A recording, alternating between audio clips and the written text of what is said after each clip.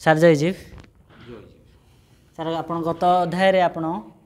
ଅଥ ଯୋଗାନୁଶାସନ କହିଥିଲେ ବା ଯୋଗଦ ଶାସ୍ତ୍ରର ସମାଧିପାଦର ପ୍ରଥମ ଭାଗର ଗୋଟିଏ ସୂତ୍ର କହିଥିଲେ। ଆଜି ପରବର୍ତ୍ତୀ ସୂତ୍ରଟା ଦ୍ୱିତୀୟ ସୂତ୍ର କ'ଣ ଅଛି ସେ ବିଷୟରେ ଟିକେ ସାର୍ ଆଜି ଆମର ଦର୍ଶକମାନଙ୍କୁ ବିସ୍ତାର ସହିତ ଜଣାନ୍ତୁ, ତାକୁ ଟିକେ ଭଲକି ବ୍ୟାଖ୍ୟା କରନ୍ତୁ। Thank you sir. ସାର୍ ଟିକେ ଆଜି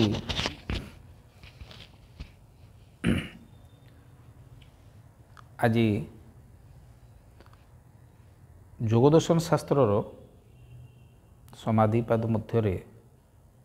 ଗତ ଥର ଆମର ପ୍ରଥମ ସୂତ୍ର ଆଲୋଚନା କରିଥିଲି। ଆଜି ଦ୍ୱିତୀୟ ସୂତ୍ର ବିଷୟରେ ଆପଣ ପଚାରୁଛନ୍ତି। ଦ୍ୱିତୀୟ ସୂତ୍ରଟା କ'ଣ? ତ ପ୍ରଥମ ସୂତ୍ରରେ ଥିଲା ଯେ ଯେଉଁ ଯୋଗଦର୍ଶନ ଶାସ୍ତ୍ରର ଆରମ୍ଭ କରି ଯୋଗଦର୍ଶନର ଯେଉଁ ଶୁଦ୍ଧ ଯୋଗ ବିଷୟରେ ମହର୍ଷି ପତଞ୍ଜଳି ଆରମ୍ଭ କରି ତାର ଶିକ୍ଷା ବା ଉପଦେଶ ବିଷୟରେ କହିଥିଲି। ଆଜି ତାର ଦ୍ୱିତୀୟ ସୂତ୍ର ହେଉଛି ଯୋଗ କ'ଣ? ତ ଯୋଗଦର୍ଶନ ଶାସ୍ତ୍ରର ଦ୍ୱିତୀୟ ସୂତ୍ରର ଯେଉଁ ହେଉଛି ଦ୍ୱିତୀୟ ସୂତ୍ର ଯୋଗ ଚିତ୍ତବୃତ୍ତି ନିରୋଧ। ଯୋଗ କୁହନ୍ତି ଯୋଗ କୁହନ୍ତି ଚିତ୍ତର ବୃତ୍ତିକୁ ନିରୋଧ କରିବାର ନାମ ହେଉଛି ଯୋଗ। ତ ଏଇ ଯେଉଁ ଯୋଗ ସମ୍ବନ୍ଧରେ ଜାଣିଲେ ଯେ ଯୁତ୍ ସମାଧୁ ଧାତୁରୁ ଯୋଗ ଶବ୍ଦ ମହର୍ଷି ପତଞ୍ଜଳି ନେଇଛନ୍ତି। ଆଉ ବାଦ ବାକି ରହିଲେ ଚିତ୍ତ। ଚିତ୍ତ କ'ଣ? ଏଇ ଯେଉଁ ଚିତ୍ତ ଯେଉଁଟାକି ଚେତନା କେନ୍ଦ୍ର ଆମର। ଚିତ୍ତ ହେଉଛି ଚିତ୍ତି ସଂଜ୍ଞାନ ଧାତୁରୁ ଚିତ୍ତ ଶବ୍ଦ ଆସିଛି। ଅର୍ଥାତ୍ ଚିତ୍ତର ସବୁଠାରୁ ବଡ଼ ଅର୍ଥ ହେଲା ଯେ ସେ ସଜ୍ଞାନ ଯୁକ୍ତ, ସେ ନିଜକୁ ଜାଣେ ତଥା ଅନ୍ୟମାନଙ୍କୁ ଜାଣେ। ଚିତ୍ତି ସଂଜ୍ଞାନ ଧାତୁରୁ ଚିତ୍ତ ଶବ୍ଦ ଆସିଛି, ଯେଉଁଟାକି ସଚ୍ଚିତ୍ ଆନନ୍ଦରେ ବି ମଧ୍ୟ ସେଇ ଯେଉଁ ଚିତ୍ତି ଧାତୁ, ସେଇ ଚିତ୍ତି ଧାତୁରେ ଏଇ ଯେଉଁ ଚିତ୍ତ ଶବ୍ଦ ଆସିଛି। ଅର୍ଥାତ୍ ଚିତ୍ତର ଯେଉଁ ସ୍ୱଜ୍ଞାନ ତା ଭିତରେ ବିଦ୍ୟମାନ, ସେ ନିଜେ ଜାଣେ ତଥା ଅନ୍ୟମାନେ ଜାଣେ, ଅନ୍ୟମାନେ ଅଛନ୍ତି କି ନେଇ ଜାଣେ। ତ ଏଇ ଯେଉଁ ଚିତ୍ତର ସଦାବେଳେ ଚିତ୍ତ ଯେଉଁଠି ଅଛି ତାର ଚେତନତା ସଦାବେଳେ ପ୍ରବାହିତ ହେଉଛି। ତେଣୁ ସେ ହେଉଛି ଏକ ଶକ୍ତି ବିଶେଷ। ଆଉ ଯେଉଁଟା ଶକ୍ତି ବିଶେଷ ତାର ଗତିରୂପ ମଧ୍ୟ ଅଛି। ତେଣୁ ଚିତ୍ତ ହେଉଛି ଏକ ପ୍ରକାର ଗତିୟମାନ ବା ଶକ୍ତିମାନ, ଶକ୍ତି ପ୍ରବାହିତ ହେଉଛି ସଦାବେଳେ। ଆମ ଭିତରୁ ଯେଉଁ ଜୀବନ ଅଛି, ଯେଉଁଟାକୁ ଆତ୍ମା କହୁଛୁ, ଯେଉଁଟାକୁ ଆମେ ବର୍ତ୍ତମାନ ଯୋଗଦର୍ଶନ ଶାସ୍ତ୍ରରେ ତାକୁ ହିଁ ଚିତ୍ତ ବୋଲି କୁହାହେଉଛୁ, ସେ ଚିତ୍ତର ଗତିଶୀଳ ଆଉ ସ୍ଫୁରଣଶୀଳ। ତ ଏଇ ଯେଉଁ ଚିତ୍ତର ଯେଉଁ ଗତି ଅଛି ଅର୍ଥାତ୍ ଶକ୍ତି ଅଛି, ସେ ଶକ୍ତି ସାରା ସଂସାରରେ ଯଦି ଦେଖାଯାଏ, ସାରା ସଂସାରରେ ଯେତିକି କିଛି ନିର୍ମାଣ ହେଇଛି ତାହା ସବୁ ସେଇ ଚିତ୍ତର କାମ। ଚିତ୍ତ ଦ୍ୱାରା ଅର୍ଥାତ୍ ଚେତନା ଶକ୍ତି ଦ୍ୱାରା ସେସବୁ ତିଆରି ହେଇଛି। ସଂସାରରେ ଯାହା ବି କିଛି ହେଇଛି ତାକୁ ସଂସାରରେ ଧରନ୍ତୁ ଯେତେ ପ୍ରକାର ଛୋଟ ଇଞ୍ଜିନ୍ ଠାରୁ ଆରମ୍ଭ କରିକି ବଡ଼ ଇଞ୍ଜିନ୍, ଏମିତି ଧରନ୍ତୁ ଏକ ହାତଘଣ୍ଟାଟା ତିଆରି କରିଛି ଜଣେ ଚେତନ ପ୍ରାଣୀ। ତାକୁ ସମୟକ୍ରମେ ତାର ସେଇଥିରେ ଯେଉଁ ଚାବି ଦେବାଟା ବି ମଧ୍ୟ ସେଇ କରେ, ଚେତନ ଜଣେ କରେ। ଆଉ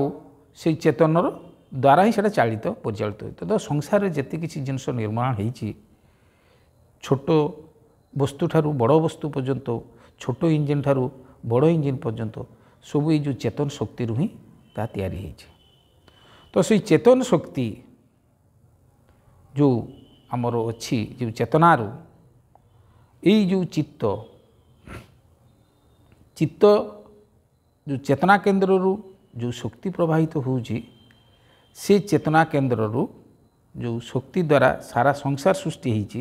सारा संसार निर्माण होता बड़ बड़ इंजिन छोट इंजिन जो आम आलोचना कलु ये द्वारा कौन हो चित्तर जो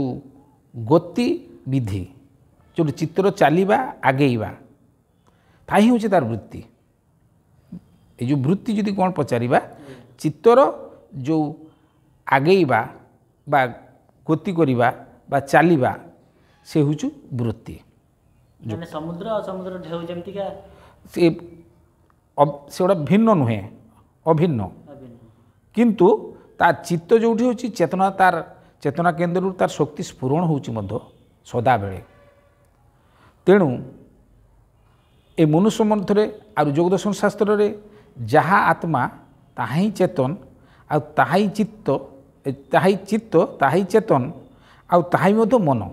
मन रूप से संसार रे ये चेतन प्राणी तार परिचय हो मन रूप से तो मन एवं मनुष्य कारण बंधु मुख्य यही मन द्वारा ही मन जेहेतु शक्ति स्वरूप मन द्वारा ही मनुष्य बंधन कारण भी मुक्तिर कारण भी से जना पड़ुछि से आसुछि तो यही मन को यही शक्तिशाली मन को जोग माध्यम आयत्त कले अर्थात जमी जोग मध्य आयत्त कले अर्थात ये मन अर्थात बण रे जेतेबेले हस्ती चारिआडे घूरी बुले ता द्वारा कौन सी कार्य हो पारे ना किंतु ताहाकु जो घेरे बुले ताकू जेतेबेले ये जो कार्य करिवार स्थिति को यदि अणा जाए बांधी हाँ कार्य करने स्थिति को यदि अणा जाए ता द्वारा बहुत बड़ बड़ कार्य हो पारे तो भी मनर स्थिति भी ठीक सेया ये मन सदा बेले चंचल अस्थिर आउ संसारमुखी तो जोग साधन माध्यम चित्तर चेतनता को किछि समय घूरे आनी अटके आनी चित्त तार चित्त केन्द्र रे स्थिर करिबा अर्थात चित्तर आगेबा चलवा बा गति करिबा स्थिति रु ताकु निरोध करिबा नाम होची जोग अर्थात से जोग तार स्वरूप स्थिति को पलि आसिबो मन तार स्वरूप स्थिति को पलि आसिबो ताहारी नाम होची जोग तो यह द्वारा